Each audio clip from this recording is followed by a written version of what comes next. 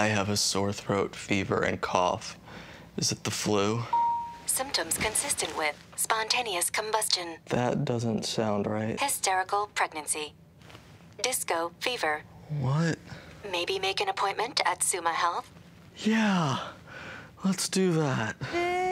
Get winterized with a wellness checkup and flu shot at Summa Health. Call 800-23-SUMMA or visit summahealth.org/own it today. It's your health. Let's own it together.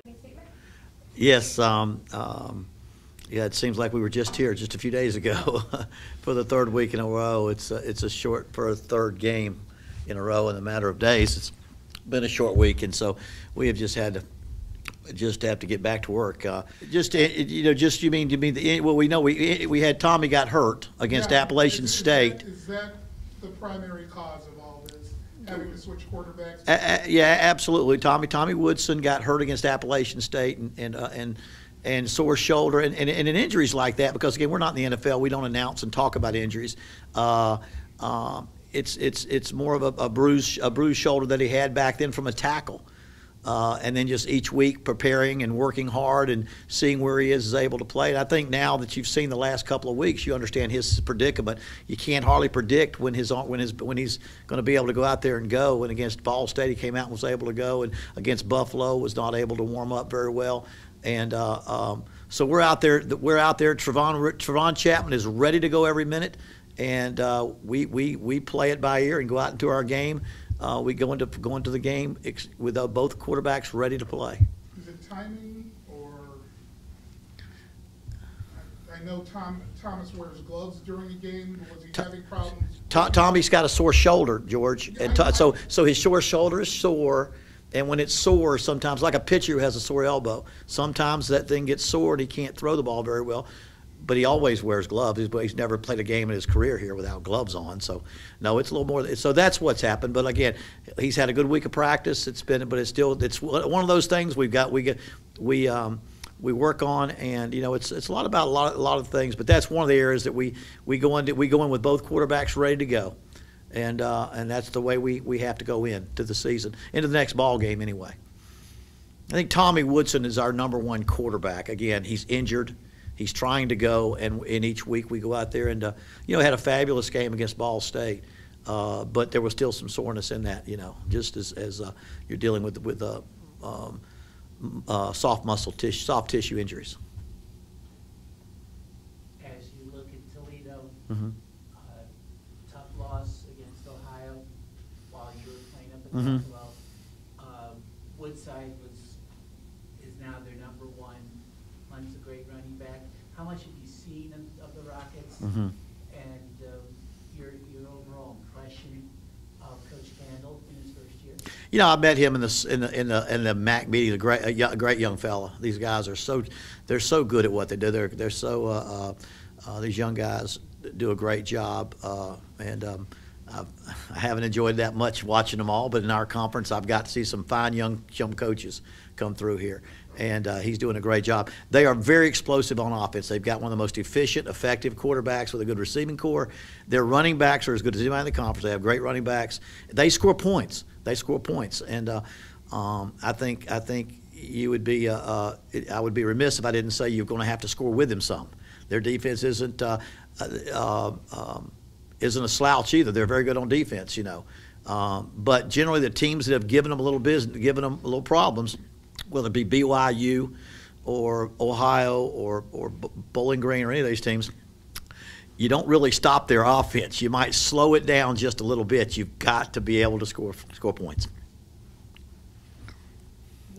What's your mindset heading into Wednesday? I mean, that's kind of a tough loss to absorb, you know what I mean? And you've got your season laid out Mm-hmm. in front of you. You can still meet all your goals, and then that roadblock pops up. Well, you can still meet all your goals. Every single one of them are in your own hands. No one can take any goal away from you.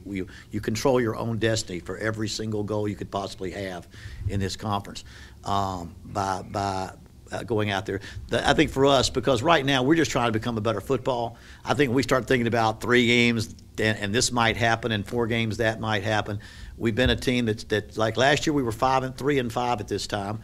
or 3-5 at one time. We're 5-4 right now, and right now we need to try to continue to play our best football. I think that's the key for a team like this, who's trying to go out there and sustain the success we had last year. Is go out there and just try to play consistent football.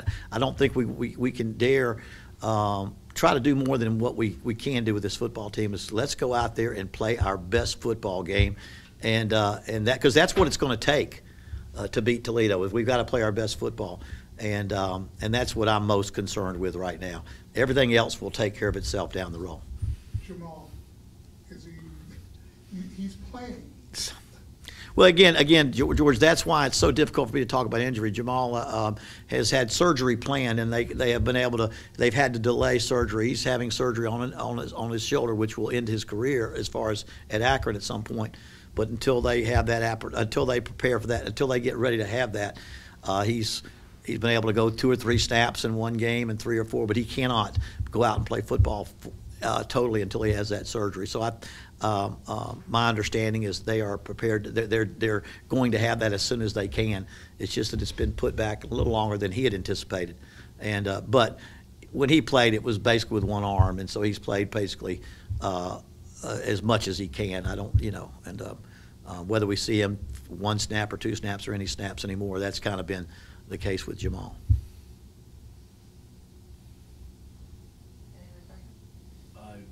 Defensively, where are you at right now? I mean, you've obviously had guys in and out of the lineup, right, too, including a guy like Jamal. And you've had a lot of defensive linemen at 100%. Well, again, we just, and again, I said this before, because of because in college you're not required to list injuries, and 2, you're out there trying to promote your team, and we're interested in young guys stepping up and playing. Brock Boxen's out for the season. We lost Brock, and then Jamel Marcus next to him, and Dante Moore at some point behind Jamel Marcus. Zach Geiser, and some of these guys that have had some more serious injuries. But guys have stepped in. Alvin Davis is playing outstanding. Has stepped in. DeMontis Vinkus has played very, very well, as from a backup to having to start some. But that's what you have to do. And linebacker Andrew Hauser has missed most of the season from middle linebacker, and other guys have stepped up and tried to play. And so again, that's part of the consistency, I think, that we lack, is just not getting 11 people in there to work over and over again. But that's, I can't say the other teams aren't having that problem too. And just like I say, when we lost to Kent, or we beat Kent, or we beat Miami, or we beat Ball State, we had the same problems we had against Buffalo. We were able to overcome them, and that's why I'd rather talk about how we overcome those things than present those kind of things as the reasons that we didn't. So it's an inconsistency that we have that we have right now, and it's offensively it's probably at the quarterback position, and defensively it was just a number of different people we're playing. But the object is us just to go out there as coaches and get those guys ready to play, because I know those players that are out there going, they want the guys that step up and want to believe they can get the job done. And Toledo's just an outstanding football team, but I imagine if this was their press conference, they'd have some people that are off missing as well, that they're going to have to step up and find a way to play. I talked about this with you earlier. Mm-hmm. 3 games in 12 days, and Toledo's doing the same. Right. It probably would have been nice, and now you have no say in this. Right. To kind of have your bye week before 12. There's 2 things. One, they did make sure. I know Larry Williams and I talked about this last year when we were both getting handed down the schedule, that it was going to be the same for both teams that we played. I'm not sure everybody had a home and away exactly the same, but the number of days. So from that standpoint, everybody gets stuck with the same schedule. The difficult thing is, one, there's less times to recuperate, and so you need more rest in those 5 days. But then you have to double your practice time to get as much practice time as you would in 7 days. So there's that. I tell our players that somehow you've got to understand that we exist with these 3 R's, rest, rehabilitation, and ready. That's what mostly you need to play football during the season. Give them rest, rehabilitate them, and get them ready. and yet you can't win unless there's repetition, repetition, repetition. That's football practice, repeating plays over and over again. So when you get to these days, you're sitting there fighting. At what point do you go ahead and do you say, man, we got a repetition, we got to have repetition, repetition, repetition of a game plan to execute it.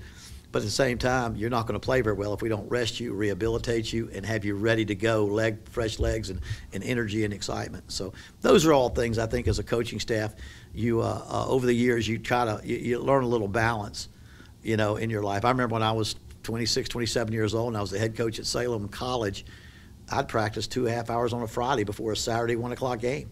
I would go all day Friday because that's all I knew, And but I imagine because we didn't have a very big staff that it was slower. A lot of people standing around as you're teaching things. But that we're a little bit smarter nowadays than we were back then. And but it is it's the one thing I think from the standpoint of the coaching and the more material you get, you have to understand that your number one object in coaching cannot be to win. It has to be the health, safety, and welfare of your athletes. That's the number one criteria. Every coach must maintain the health, safety, and welfare of the student athletes, and that has to always be maintained. Are you surprised when people punt and show the football?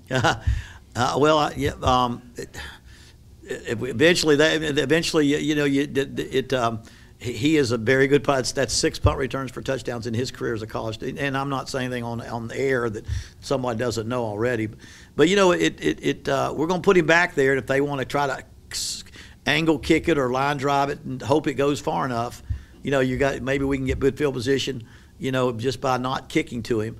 And so we'll take that as well. But he is an outstanding punt returns athlete, and unlike kickoff returns, where you can sky kick it, I guess you got to punt, and sometimes that ball's going to get to him, and so he does a great job, and it's a shame we weren't playing better offensively, to take advantage of that, because that punt return that he had against Buffalo really put us back in the ball game, and we played within 7 points much of the game, all the way through the fourth quarter, where it's a 7-point ball game. Coach, you had 3 or 4 touchdown passes you normally catch. Mm-hmm. I know both teams played in the wind and the Right. rain, but that had to be a little frustrating too. Well, we just missed things. A lot of times when you don't get repetitions during the week, that goes back to that discussion. Repetition is the timing and chemistry is between quarterbacks and receivers as much as anything in the whole business. You can't walk through and get that. And but we just missed it. We just missed a couple. We missed a couple and that we normally get. And our receivers and quarterback, and that part of our game is an important part of our game, and we don't expect to get them all, but we expect to get the most of them. And I think we hit one ball against Buffalo, and we weren't quite on. And so didn't run the ball, but we need to run the ball better and all those things. So it's a little bit of everything, but that's a factor when we can't execute our passing game, which I call our vertical passing game. It's a little bit that's part of the way in which we score points. Anything else? Thank you all. See you Wednesday.